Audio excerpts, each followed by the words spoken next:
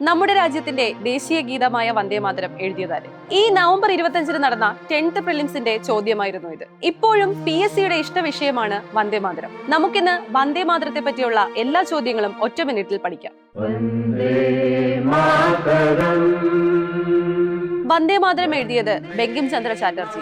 1875 November 7 Bengali ഭാഷയിൽ അദ്ദേഹം വന്ദേമാതരം എഴുതിയത്. പിന്നീട് 1882 അദ്ദേഹത്തിന്റെ തന്നെ കൃതിയായ ആനന്ദമഠത്തിൽ വന്ദേമാതരം ഉൾപ്പെടുത്തി. 1896 കൊൽക്കത്ത INC സമ്മേളനത്തിൽ രവീന്ദ്രനാഥ ടാഗോറാണ് വന്ദേമാതരം ആദ്യമായി ആലപിക്കുന്നത്. 1905 ബംഗാൾ വിഭജന കാലത്ത് പരസ്യമായി വന്ദേമാതരം ചൊല്ലുന്നത് ബ്രിട്ടീഷുകാർ നിരോധിച്ചിരുന്നു. 1950 ജനുവരി 24 ഇന്ത്യയുടെ ദേശീയ ഗീതമായി വന്ദേമാതരം പ്രഖ്യാപിച്ചത്. വന്ദേമാതരത്തിന്റെ 150ാം വാർഷികാഘോഷങ്ങളുടെ ഭാഗമായി ഒരു വർഷം നീണ്ടു നിൽക്കുന്ന പരിപാടികൾക്കാണ് കേന്ദ്ര സർക്കാർ തുടക്കം കുറിച്ചിരിക്കുന്നത്. വന്ദേമാതരവുമായി ബന്ധപ്പെട്ട് PSC ചോദിച്ച മറ്റേതെങ്കിലും ചോദ്യങ്ങൾ നിങ്ങൾക്ക് അറിയാമെങ്കിൽ ഈ വീഡിയോയ്ക്ക് താഴെ കമന്റായി രേഖപ്പെടുത്തുക.